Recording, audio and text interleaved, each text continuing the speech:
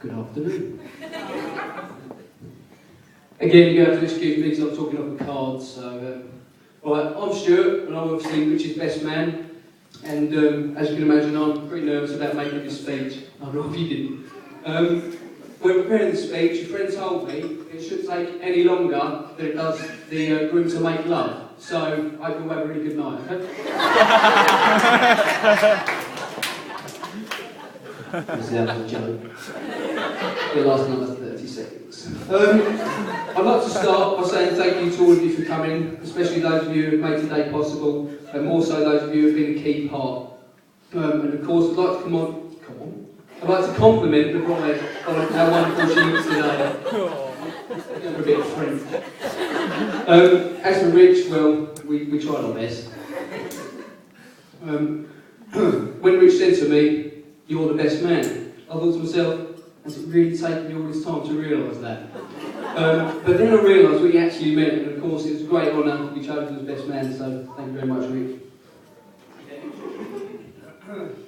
That being said, from the moment Richard asked me, it was clear that the best man speech was going to be the most challenging part of the day, if only because I had to choose from the wealth of embarrassing stories. So I had to prepare. I took my standard approach, and indeed most men's approach when faced with a problem they know little or nothing about. I surfed the internet. I found loads of really captivating material. I just couldn't bring myself to pay £3.99 a minute for it. However, that was there nothing to do with the speech, so sadly I drew a blank. The most reliable source of information is clearly going to come from you guys, family and friends, with whom you'd share this special day. So Richard, I wrote down a few words which some of them used to describe you. A great friend. That was mine, obviously. Thoughtful, caring, trusting and charismatic, all very kind words. Round and hairy, I think that came from a table over there at the back somewhere, so thank you very much for that, much appreciated. In fact, I barely found a person who had a bad word to say about you, although I did find some. When I heard belligerent, lazy, stubborn and obstinate, I thought, hang on, that's a bit harsh. Maybe not entirely untrue, but certainly unnecessary for a best man speech. But if his parents don't know him, then who does? Earlier on today, Richard pleaded with me not to bring certain topics up in my speech, so I'm going to do my best to avoid them. So, let me tell you about the stag do. Oh, hold on. Forget that. I'll tell you about the time me and Rich went out and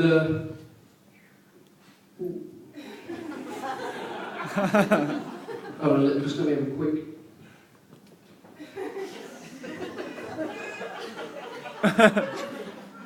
Dear. Tell you what, the first time Rich and I ever met, we went out and it was a night to remember. It was just me and him. We went to a club, which I think was the only place open in Southend that night.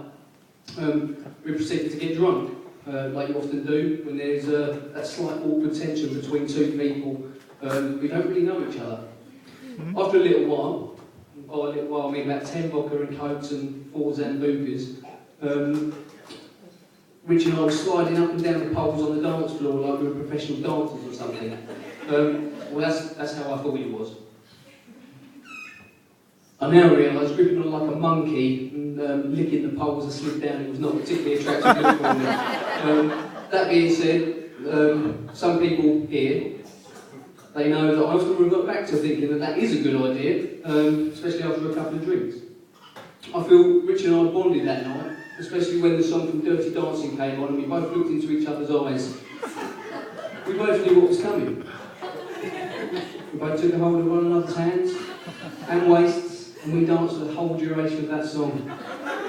We had a moment that would be the beginning of a very strong friendship. I don't know, I'm still throwing them down there.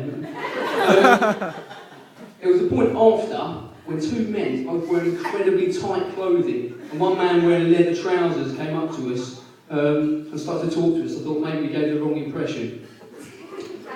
But to be fair, Rich seemed in his element, which is why I'm surprised I'm here today. Well, actually, I'm more surprised So it's Marie sat there and not Martin. Or David.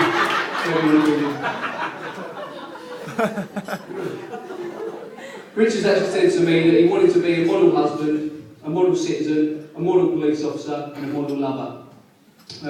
And, you know, all good for him to saying that. But being the inquisitive guy I am, I looked up the model in the dictionary.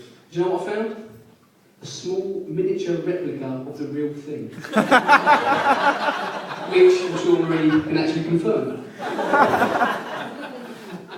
In all seriousness though, Rich and Marie are finally getting married for better or worse, which is quite appropriate really, because Rich couldn't have done any better, and Marie couldn't have done any worse. I do have to say how lucky you are, Rich. You're leaving today having gained a wife that is attractive, smart, loving, caring, and who radiates beauty wherever she goes. And Marie, how lucky are you? You get to leave here today having gained a new dress and a pair of flowers.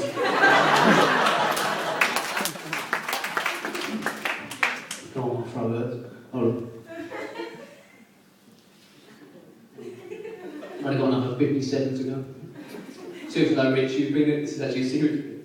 Seriously though, Rich, you've been a very good friend to me over the years I've known you. You've helped me through many difficult times and you've been the voice of reason when I've needed it. You've never taken sides, you've always tried to understand where I'm coming from. And for that, I want you to know I'm truly thankful and I couldn't ask for a better friend.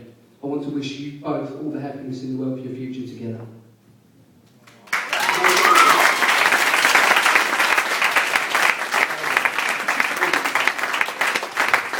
As I come to the end of my speech, you'll be here to please. It's going wrong. It's tradition to give some advice to newlyweds, so I shall pass on two things my mum said to me. Firstly, never go to bed on an argument. You always stay up and argue. Secondly, stand by one. Stand by one. That's tough. Thanks. My mum told me to get a rubber when I was 16 and always carry it with me. I don't know why, but I've done this and I like to think it's brought me some good luck. So Rich, I want you to have more luck, so I bought you a packet of 3.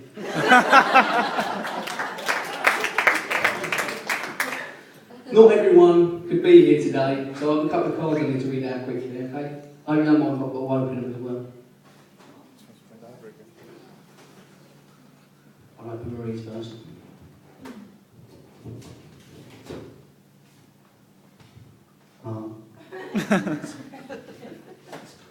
To Marie, we could have been so good together. Let me know if it goes wrong. Love, Brad Pitt. This one's for you. This one's for you, Rich.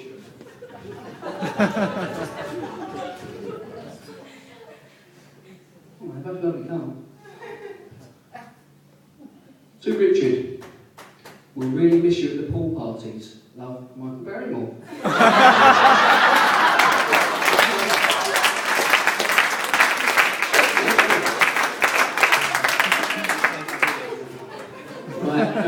On behalf of the bride and groom, I'd like to thank everyone for sharing their very special day, and a massive thank you to everyone who's contributed and made the occasion so wonderful. So finally, before I hand over to Katie to say some words to knock the rest of you out who aren't already asleep, if you'd all be upstanding, enjoy being a toast, please.